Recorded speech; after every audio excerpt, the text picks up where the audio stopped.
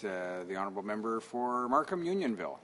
Well, thank you very much, Mr. Speaker. Merci, Monsieur le Président. Je suis très content de partir. Thank you, Mr. Speaker. I'm very pleased to take part in this debate, and I agree entirely with my colleague when it comes to the condolences we offer to people in the Philippines and also those in Canada who are Filipino.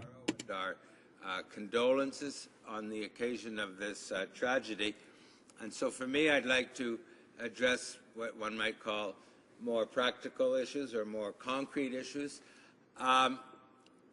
As has been said by others, we do think the government has provided a reasonably good reaction in the short term, reasonably good reaction in terms of direct contributions, matching contributions, and as a former defense minister, I was also pleased to see the quick deployment of the DART and of the helicopters. But I think that we need to think not only in the short term, but also in the long term. The degree of the tragedy that we've seen in the Philippines will mean 5, 10, even 15 years of reconstruction. The risk is that after the television crews have left, the governments may lose interest and the aid to the Philippines may not last, whereas the needs will remain in place. While we can, in general, support the government for its short-term action, we have to be equally concerned about the long run, which will last for at least 5 years or 10, after the media attention has gone away and the television cameras are no longer on.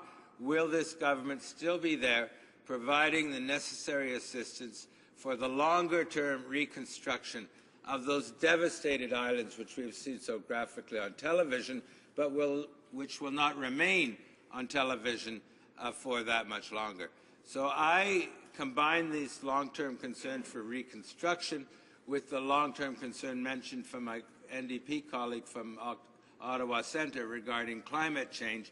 So while I commend overall the government for its short-term reaction, I believe as well that we must not lose sight of the longer term, either in terms of the dollar needs for reconstruction and health care, but also the issue of climate change. Donc ça, c'est mon premier point. That's my first point. My second point is as immigration critic.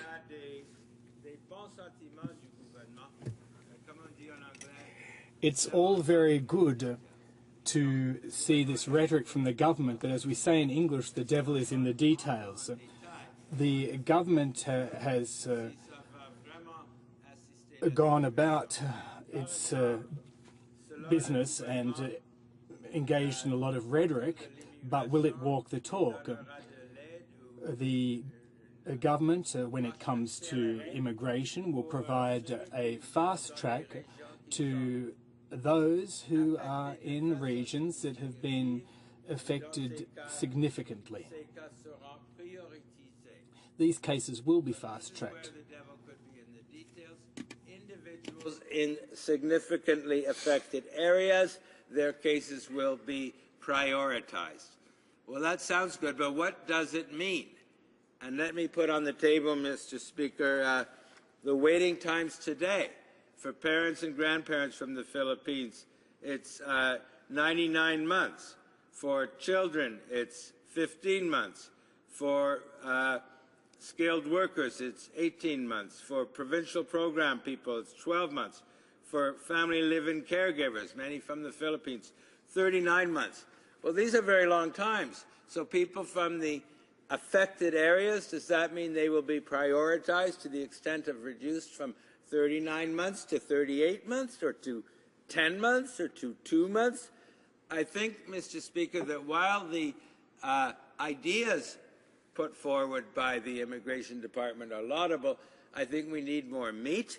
I think we need to know before too long how many extra people will actually be let in these so-called prioritized areas. So we in the Liberal Party, and I as the immigration critic, will certainly be wanting to get more meat in coming weeks. I know it can't happen overnight, How many more Filipinos will be allowed to come into this country as a consequence of this new policy? And what does their prioritization mean in terms of actual waiting times for people from affected areas? Questions and comments? Question et commentaire. The honourable member for Ottawa Centre. Thank you, Chair, and thank my colleague for his intervention. Just want to read a quote into the record here and get his take on it. Quote is from Valerie Amos, for the UN Humanitarian Coordinator. An estimated 3.2 million women and 4.6 million children need psychological support and psychosocial support and protection against violence, trafficking, and exploitation.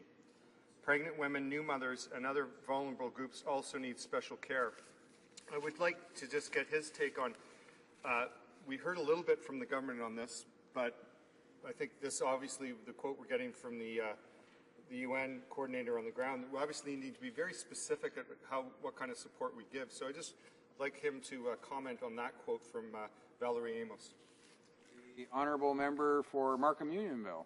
Well, thank you, Mr. Speaker, and I thank my colleague for that quote and for his comment. And I think that's another illustration of the point that the devil is in the details. And I think perhaps what he's alluding to is that as a consequence of this disaster, there may be more people in such situations in the Philippines than there were before. They certainly need assistance, and they may be part of that group that should be prioritized, to use that word, that the government is using to come more quickly to Canada or else to receive aid in the Philippines from Doctors Without Borders or from one of our aid agencies. But I certainly agree that cases like that at the time of a crisis like this are frequently very urgent in nature. So whether the assistance is on the ground in the Philippines through an NGO or to come quickly to Canada, in either case I think speed may be of the essence and that there ought to be a high degree of urgency. I commend the government overall for responding quickly, but in particular areas such as my colleague raises, there may be a need for speedier action than we have so far observed.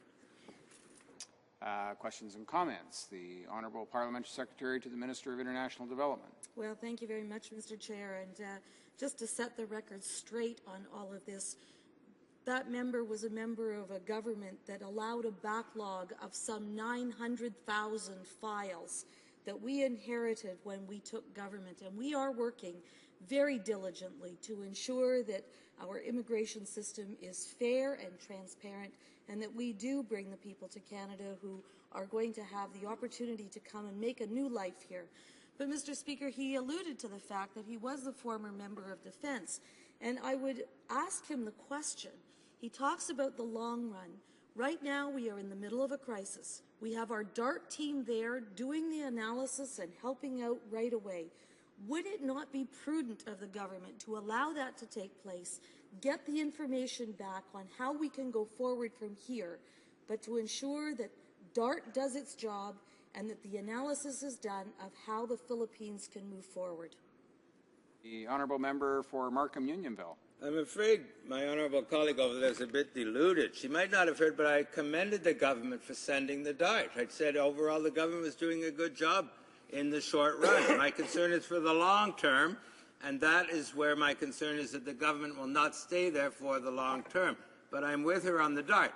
But when she talks about immigration, I thought we were talking about Philippines. Instead, she drags out her PMO talking points, which are absolutely false, on immigration, because as I have made clear in this House, in the last 5 years, under conservative rule, the average waiting time for family class immigrants has gone from 13 months to 34 months. That's almost a tripling under conservative rule. The waiting times, as I indicated, for live-in caregivers from the Philippines, that's what we're talking about now, is over 3 years. For parents and grandparents, it's over 5 years. This is dramatically higher than it was 5 years ago. So these PMO talking points about liberals and immigration are utterly false, and the challenge for these conservatives is get their own act together on immigration and bring down these terribly high waiting times, which are wreaking havoc on the new Canadians of this country.